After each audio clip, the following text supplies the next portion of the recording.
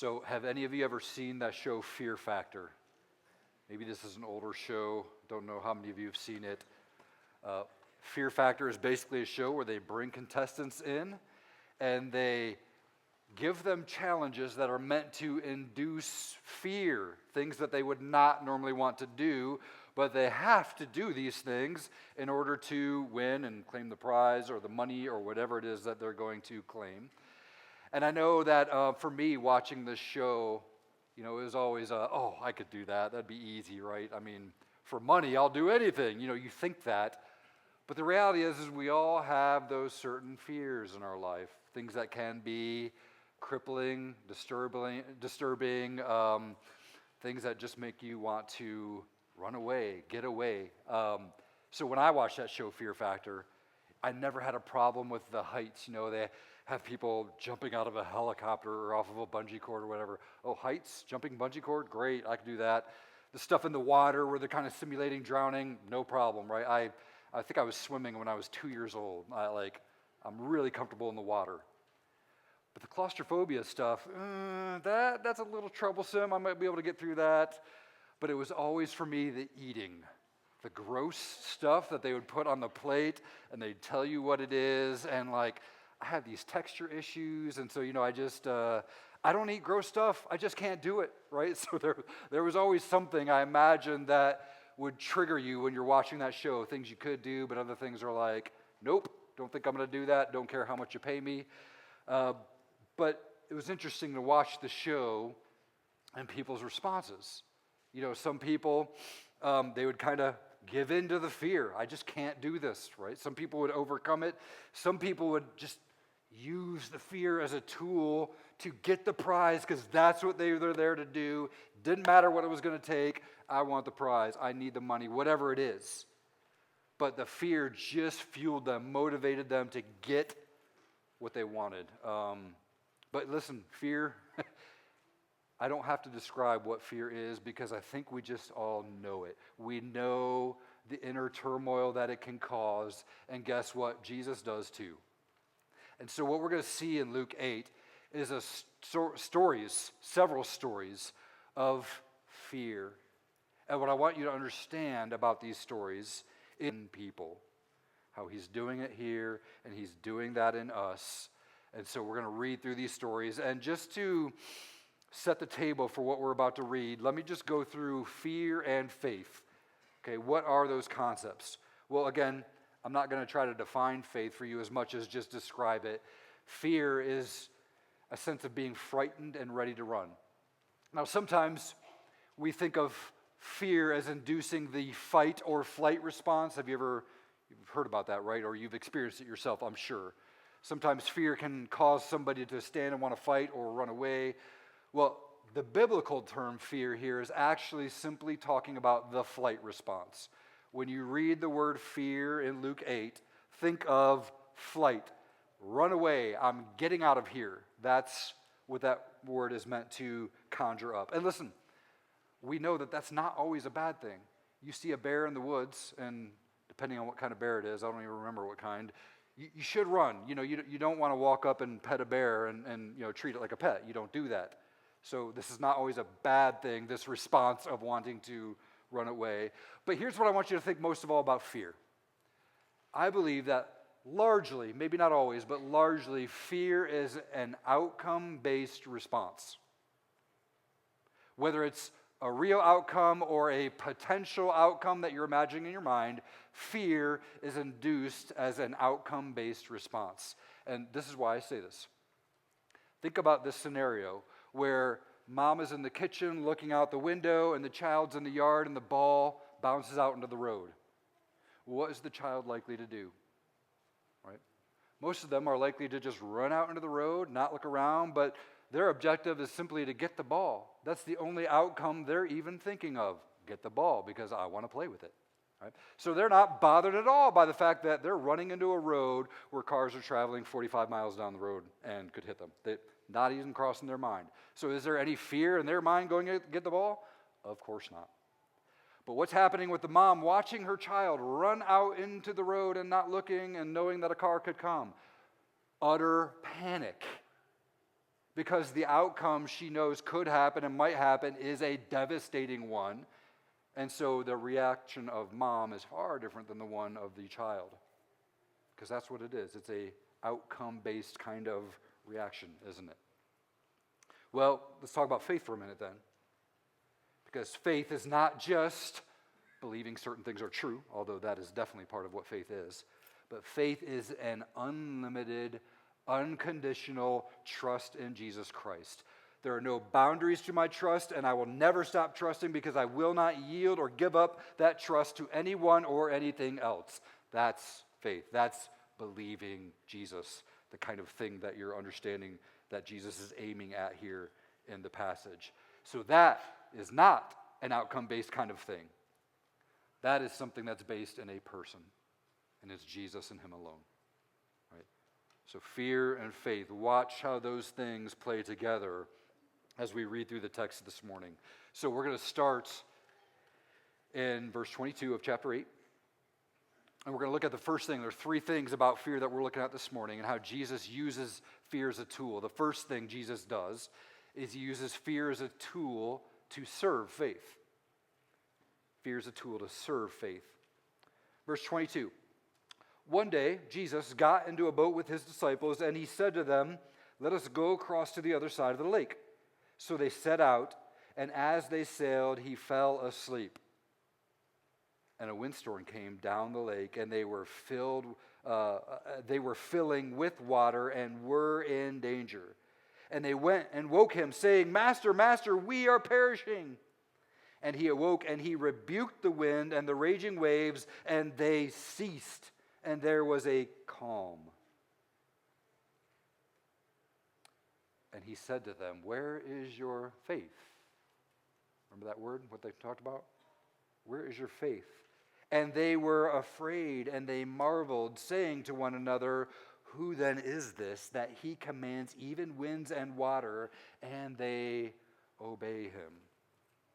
So they're on the lake, the storm's coming in. These seasoned fishermen who knew how to navigate this lake, if they're afraid and perishing because of this storm, you know this is probably legit. It's probably an extremely dangerous storm, as it says they were in danger. And so the fear response here, understandable, right? They had experienced storms before. They knew which ones they could handle and which ones they couldn't. And apparently they realized that they could not handle this one. It's okay to have fear when you're in a life-threatening situation. That's a natural response, right? And it's good that they went to Jesus and they woke him up. We're in danger. What do? We go to Jesus. Good job, disciples, right? But here's the interesting part. When they wake up Jesus, they say, "We are perishing." And I wonder, who is the we that they have in mind? Because Jesus is in the boat with them. So is it just, "Jesus, we're dying, and you're sleeping"? Jesus says, "Hey, you better wake up or we're all going to drown." Like, I'm just curious what's going through their mind when they say, "We are perishing," as Jesus is there in the boat with them. Right? Now, let's remember, Jesus is asleep here. Yeah. You wonder and worry about Jesus being asleep at the wheel. Well, he's asleep in the boat. And the beauty of this thing is that even when Jesus is asleep, he's still in control. It's not that Jesus is asleep and the storm's raging and Jesus knows nothing about it, of course, right? He's asleep and he's still in control. So here's what I believe is happening. There are multiple realities going on in their life at once. One reality is they're in danger and the boat is filling up with water, which means it's going to sink in the middle of a storm. That is real. There's another reality. Jesus is there in the boat with them and he's able to do something about it. One of those realities is going to rule. Isn't that true about our lives? There's always multiple realities going on in our lives at the same time. The question is, which reality is going to rule us? Well, the faith response demands that a certain reality rule your life, and that's the reality of Jesus, right? Because when Jesus is in the boat, he cannot perish. That's the obvious part, right? It's Jesus. He doesn't die in a storm. He wouldn't let that happen. It can't happen. That's the greater reality that they needed to live in and remember. So it didn't seem to occur to them because they were just following the logic of fear. The boat's taking on water, so it's going to sink. Perfectly logical, just the wrong logic to be focused on. So here's what it boils down to. Fear allows what could be to rule over what will be. And let me say that a little more precisely. Fear allows what could be in our minds and what we imagine to rule over what will be as determined by Jesus Christ. You get that? That's part of the foundation of fear. That's what induces fear in us. That is a sure recipe for anxiety, isn't it? So, Master, we are perishing. So Jesus is awake, he's hearing their pleas, and he speaks, and the storm just instantly responds. From storm, raging, we're about to die, to as calm and crystal clear as glass. I remember living in the Bahamas and those sunsets where you couldn't tell where the water stopped and the sky began, and it just looked like a mirror, right? The water could just be so calm and amazingly beautiful. And I just imagine that happening and the disciples being what it says here. They were in response to Jesus calming the storm.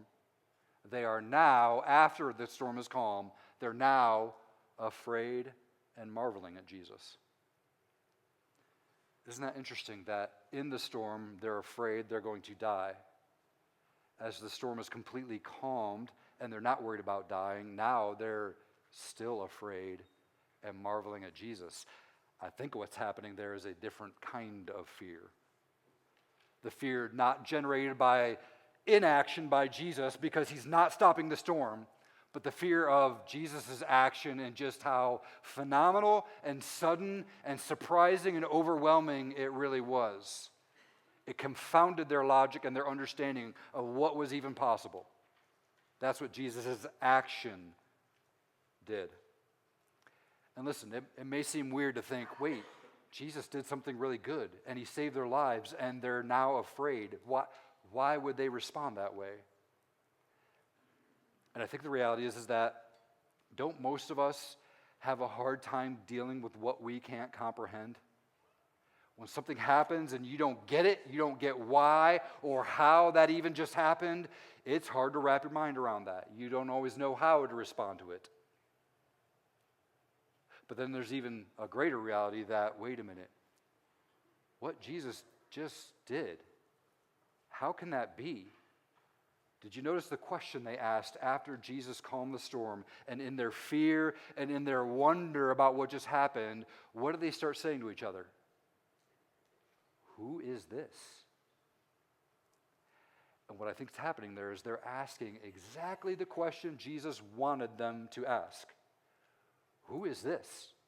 Because anyone who understood the Old Testament and how God works in this world would have known that, wait a minute, only God is the one who commands the forces of nature at his voice, right? God's the one who sent the plagues on the Egyptians.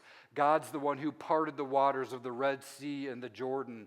God's the one who made the sun stand still in the sky. Only God does that.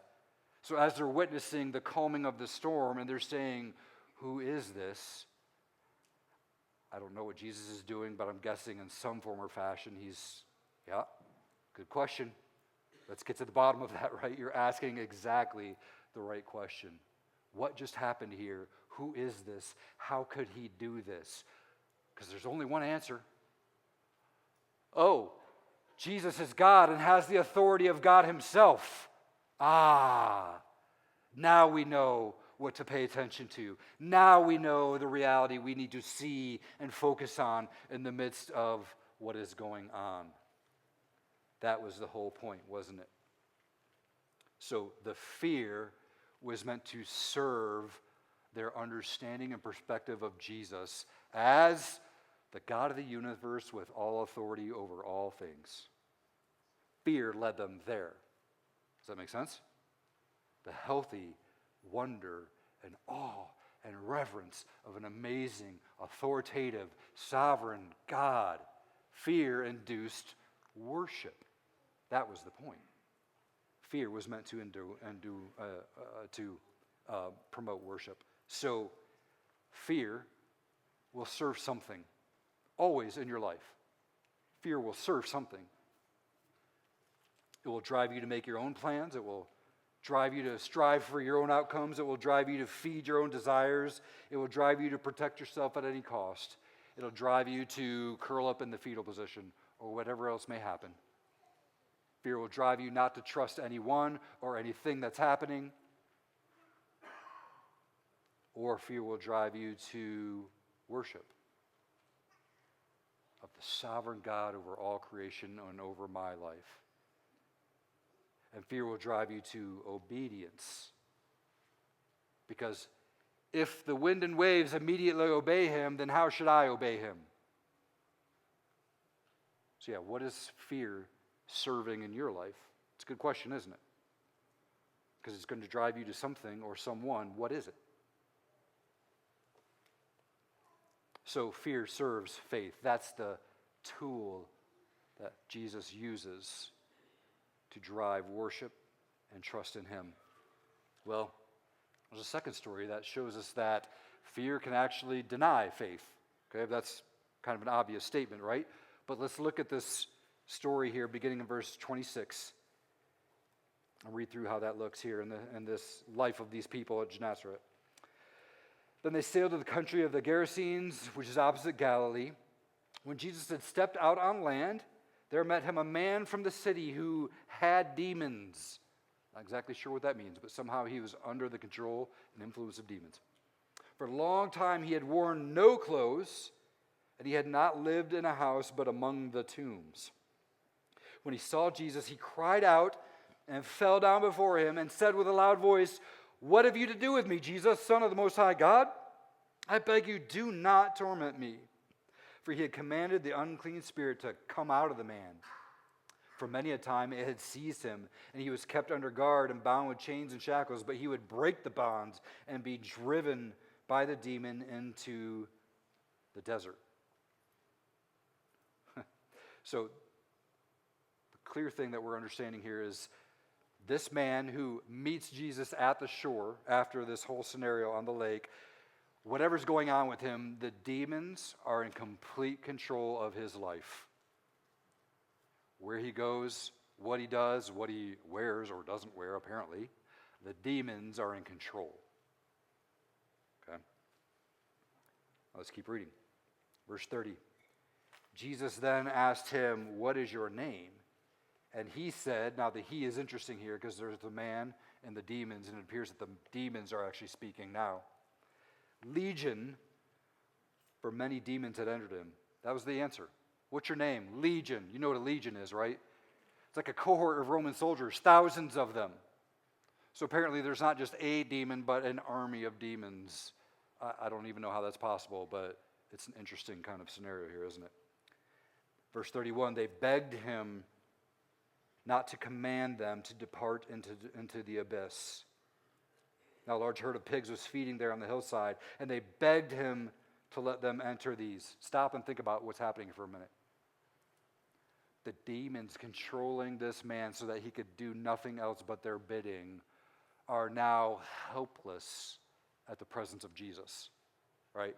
There's no cosmic conflict. There's no battle where Jesus is taking on this army of demons, and I wonder who's going to win here. No. It's over before it even begins. However many demons there are, it doesn't even matter because they're helpless and hopeless, and all they can do is beg Jesus for an outcome. That's all they've got. Pretty fascinating, isn't it? Jesus, who has complete and utter authority over nature, also he's complete, utter authority over these demons. They're begging him not to send them to the abyss, the place prepared for Satan and his demons, where they will be bound forever. Please don't send us there. I don't know why Jesus responds to that. I don't know why Jesus doesn't say, too bad. But watch what happens here. So they're begging him, please let us enter these pigs over here. I have no idea why they're requesting pigs. It doesn't make any sense. But so he gave them permission. Then the demons came out of the man and entered the pigs, and the herd rushed down the steep bank into the lake and were drowned. That's a really odd story, isn't it? Jesus says the demon goes in pigs, the pigs run down the hill, and they all die. What's going on here? Is it because we just want to see that Jesus is giving them permission to do anything? Maybe. Is it kind of showing that their ultimate fate is, defeat, death? Well, maybe, yeah. I can't completely understand why Jesus did that. But what I know is that the sovereign fingerprints of Jesus are just all over the story, aren't they? Because everything that happens at his word. I love it that the things that could so easily control us are so easily controlled by Jesus Christ. Think about that for a minute when it comes to fear and what that might cause you to do or think. The things that may control you are just helpless and under the control of Jesus' sovereign hand, always. Now let's keep reading here. Verse 34, when the herdsmen saw what had happened, they fled and told it in the city and in the country. When people went out to see what happened, so this is interesting. Look at what this guy did to our herd of pigs. Everybody gets the word. People come. When people went out to see what happened, and they came to Jesus and found the man from whom the demons had gone sitting at the feet of Jesus, clothed and in his right mind. And they were afraid. Again, another interesting response to Jesus doing something amazing and wonderful. They're afraid. Let's keep reading. Verse 36, and those who had seen it told them how the demon-possessed man had been healed. Then all the people of the surrounding country of the Gerasenes asked him to depart from them, for they were seized with great fear. So he got in the boat and returned. The man from whom the demons had gone begged that he might be with him, but Jesus sent him away, saying, return to your home and declare how much God has done for you. And he went away, proclaiming throughout the whole city how much Jesus had done for him. Wow. Jesus turns a man possessed by a demon into a missionary. I love this story. But I want to go back to what's going on with these people. They see this man healed. I mean, think about it. This man who was bound by demons and wild, could not be controlled, is now sitting peacefully at the feet of Jesus. This man who was naked is now clothed. He was mindlessly wandering around the tombs and in the desert, but now he's in his right mind. Jesus did that. Jesus made him whole. Just imagine the peace he had sitting at the feet of Jesus after what he had been through. Just take heart, take comfort that that's what Jesus does. You can trust the one who makes you whole. You may not yet be whole. You will not on this broken, fallen earth. But trust the one who makes you whole. But these people, even after this healing and the spectacular miracle, they're seized with fear. And their response is what? Oh, Jesus, stay here, please. No. Hey, you can leave now. Get away. We don't want you here, Jesus. You're not welcomed. What would make them respond like that? After seeing what he had done, what would make them say, get away rather than stay? Doesn't seem to make any sense, does it? But here's the key that I want us to think about in terms of how Jesus uses fear as a tool, even for those who might deny him and not have faith. Because what Jesus is doing here, I think, is he will not allow people to sit on the fence and be indifferent about him. What Jesus does in our lives and their lives is he brings you to a decisive point in your life where you either are in awe and wonder at his authority and you are ready to bow to it, or you're so scared and concerned about his authority and what he could do and how you have no control over that, that you refuse to put yourself under it. But either way, Jesus is going to say, you're going to have to decide. You're going to have to deal with me one way or the other. I'm not just going to let you kind of hang out and be nearby and never really decide what you're going to do with me. Jesus doesn't let people do that. Right? So he can even use fear as a tool to push people away. That people would deny him because they're afraid of what his authority would mean for their life. That's the reality that people have to deal with. Oh, Jesus isn't just here to help me out. He's not just here to do nice things for me. He's here to take over completely, utterly, no questions asked. I don't know if I can deal with that. Okay, but you're going to have to deal with that. And this fear-inducing reality is going to cause us to make a decision about Jesus.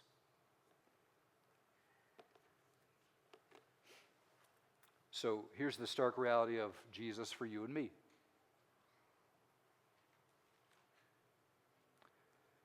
Jesus is not going to do the things you expect him to do. He's not going to act the way you expect him to act. And the outcome for you and in you is entirely his call and not at all yours. We know that, right? So that's the Jesus we're called to trust. The Jesus who's not always interested in making sure that he makes sense to you. Trust him. Right? Fear is driving you that way. That's what he wants. And he's going to make you be decisive about it. He's not going to let you sit on the fence. So, fear is meant to serve faith and drive you to worship. Fear is something that can cause people to deny faith because Jesus will refuse to let you be indecisive about him. But there's one more thing we're going to see in this passage is that Jesus uses the fear as a tool to demand faith. Right? He demands it. He's not just hoping for it or asking for it. He's demanding it. So let's keep reading in verse 40. Now, so Jesus had gone across the lake and now is returning across the lake. When he returned, the crowd welcomed him. Interesting scenario, right? Driven away by one crowd, welcomed by another, but let's keep reading. For they were all waiting for him, and there came a man named Jairus, who was a ruler of the synagogue. Very well-respected man here, right? Overseeing what's going on with worship among them. And falling at Jesus' feet, he implored him to come to his house. Why? Because he had an only daughter, about 12 years of age, and she was dying. Now, the story gets interrupted here because there's another story happening at the same time. So these two stories are very much linked. Let's watch how they play into each other a little bit. And as Jesus went, the people pressed around him. And there was a woman who had a discharge of blood for 12 years. You notice the 12-year-old girl and the woman with the 12-year-old disease, kind of both happening at the same time, right? And although she had spent all of her living on physicians, she could not be healed by anyone. She came up behind him and touched the fringe of his garment, and immediately her discharge of blood ceased. So this crippling, awful disease that made her perpetually unclean, unwelcomed among people, unwelcomed at the synagogue, it's just gone. She went from, there's nothing I can do about this, to Jesus did something about it. Pretty amazing, right? But she's nowhere to be found. She doesn't step up. She kind of just fades into the background here. But watch what Jesus does. And Jesus said, "Who was it that touched me?" When all denied it, Peter said, "Master, the crowd's surrounding you and they're pressing in on you." Kind of like, everybody's touching you, Jesus. What do you mean somebody touched me, right? But Jesus said, "Someone touched me, for I perceive that power has gone out from me." Now, do you think Jesus didn't know who this person was? Probably not.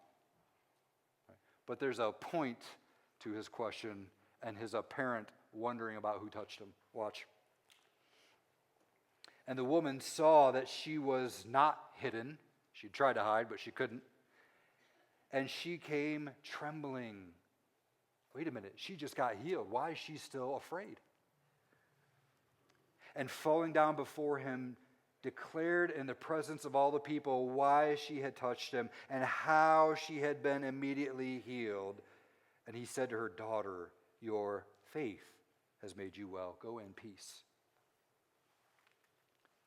Now let's stop for a second on this. See what's going on here, right? His fear, Jairus, it's obvious, right? His only daughter, his 12-year-old daughter, is dying. There are lots of things precious to us, right? Possessions, people. Imagine having an only daughter and she's dying. And just think about what he's going through.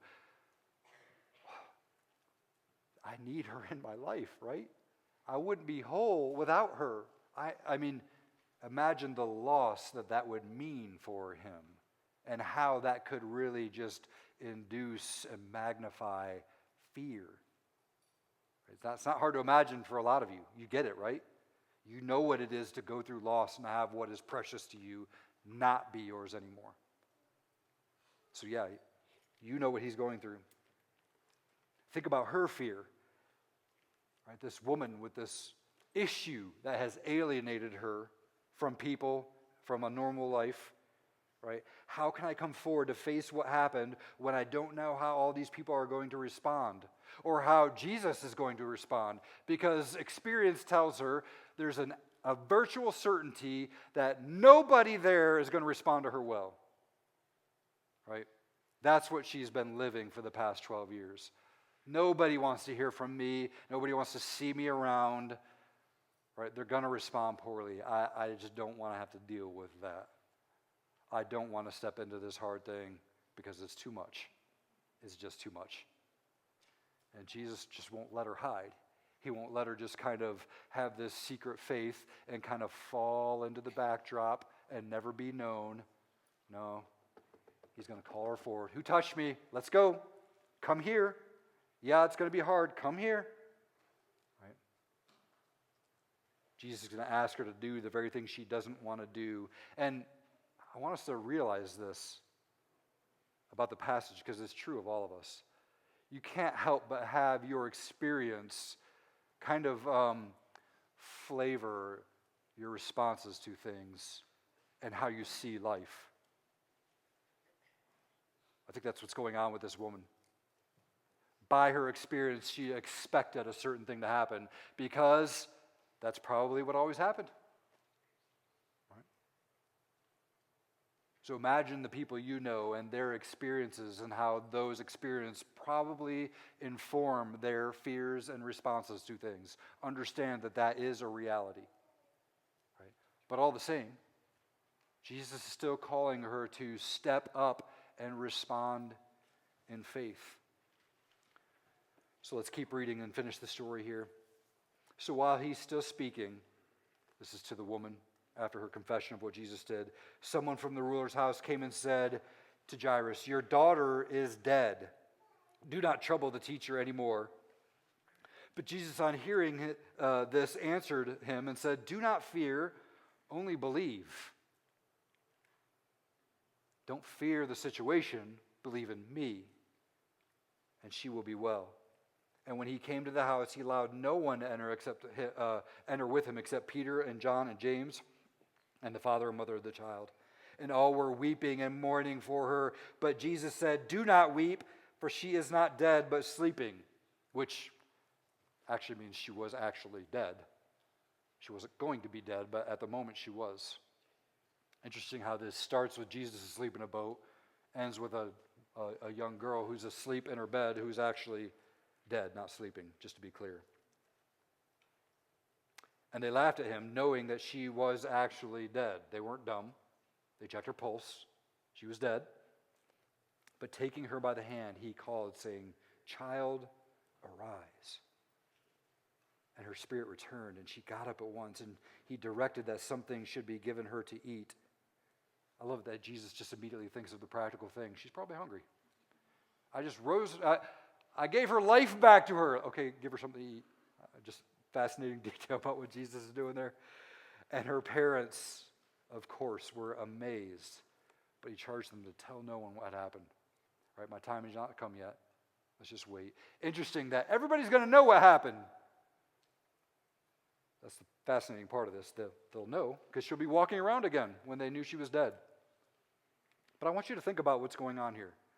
Because in the midst of these two stories, what was so obvious and urgent, the young girl dying in her bed, gets delayed on purpose. Jesus stopped to pay attention to the woman who touched him when the urgent thing that needs attention right now, Jesus, he delayed that and gave his attention otherwise.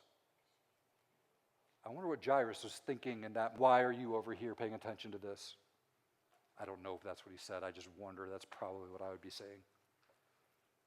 And what was so immediate and seemingly less important was the thing that was put in the spotlight. This woman who wants to fade away and not be known, Jesus says, nope, we're going to take time to focus on this. What's going on here? Well, I think that the faith that Jesus demands is the faith that he also builds in you and me. I just want to spend our last few moments talking about what kind of faith do you think Jesus was demanding and building in these people through this story? Well, first of all, I think this applies to us, obviously, is why I want to say this.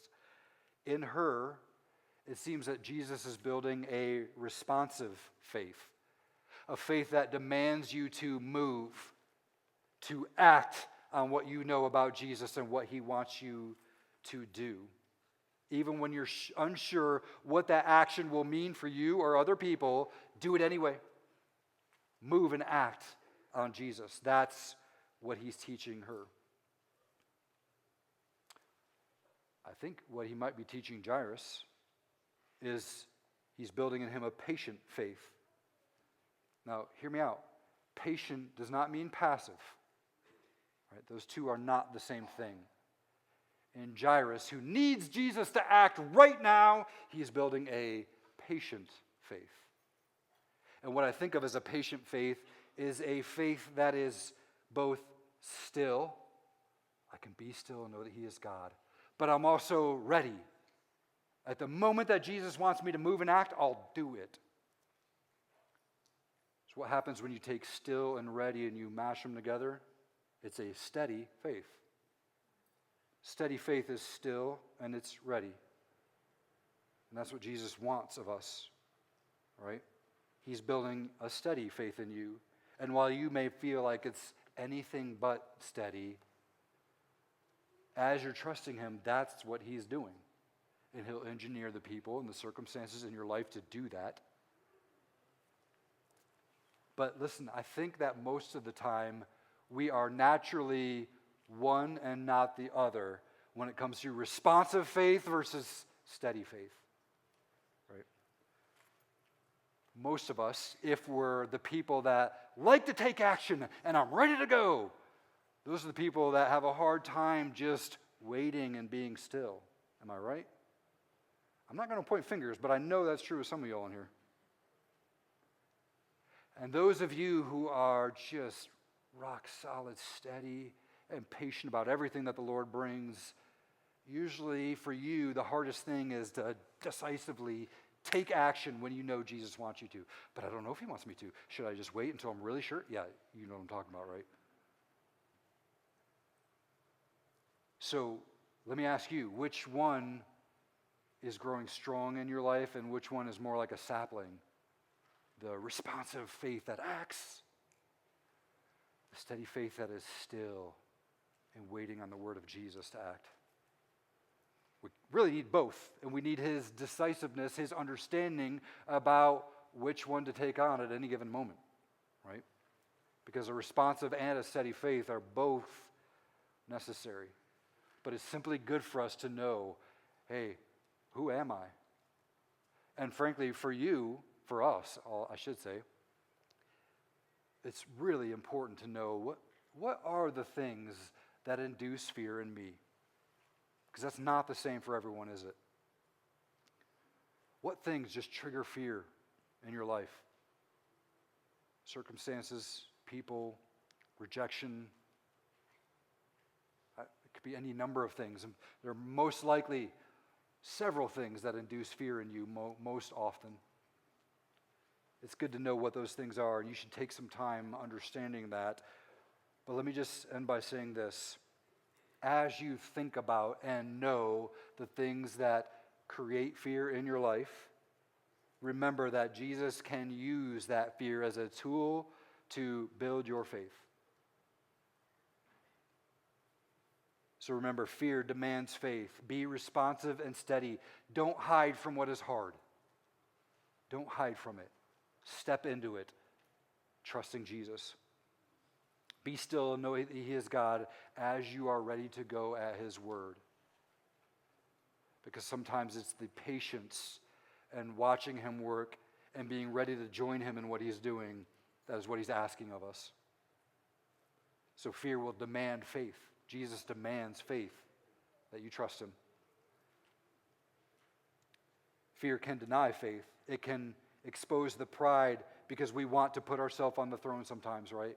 We want to run our life. We want to do what's most comfortable for us. And so fear is going to bring us to a decision point. Will I trust me or something else, or will I trust Jesus?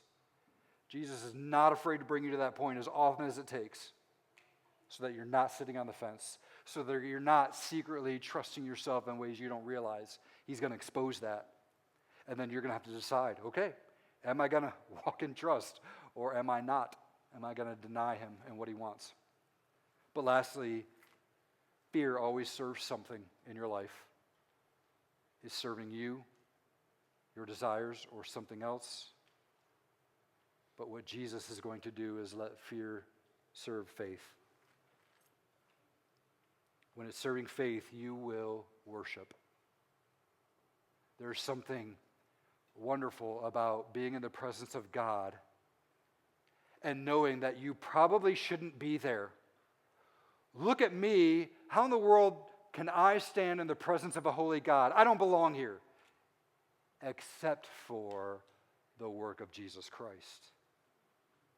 And that is the only reason we can boldly approach the throne, is because there is a high priest who has shed his own blood and made a sufficient sacrifice for you and for me.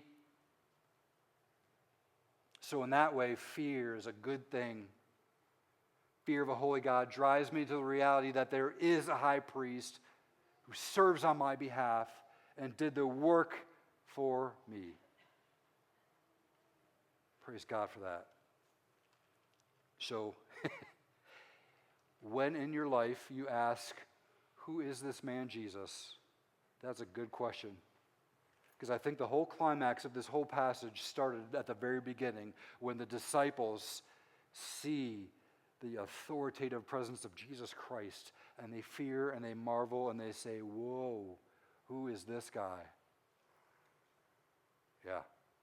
When we're asking that question, we're in a good place. Because Jesus will make it clear if you don't already know. And if you do already know, then there you are, ready to worship. So remember, fear is not something that is meant to control you, Christian, follower of Jesus. Fear is meant to be a tool that drives the purposes of Jesus in your life. So let Him do that. Let Him do that. Trust Him. Worship team's going to come forward and we're going to sing. But let's just pray in response to the Lord. Maybe He's bringing to mind to you fears that you have, fears that don't seem to be accomplishing His purposes in your life. Maybe this is a time for you to settle things with God and say, I need to trust you in this thing, Lord, and I will. So let's talk to Him for a minute. Lord Jesus, we just want to pour our hearts out to you right now.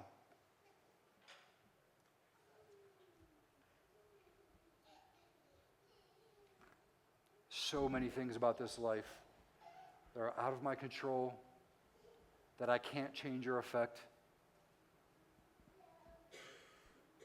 And Lord, there are plenty of things that when I anticipate the outcome, or even I'm sure of it, it makes me want to run away. It makes me want to trust myself or have some other response that is not trusting you. Jesus, help me to welcome whatever it is you put in my life that drives me to you. Help me to see what it is that's going on in all the different realities of my life. Help me to see the one that draws me to your authority over it.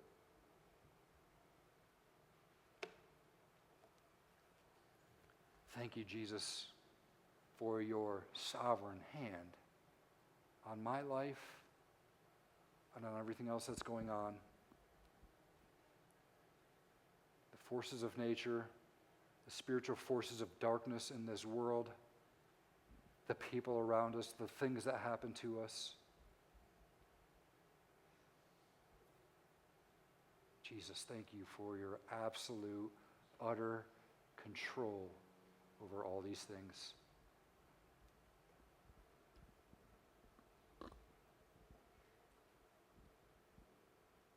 Help us to sing these words that we're about to sing right now with all of our heart. We pray these things in your name.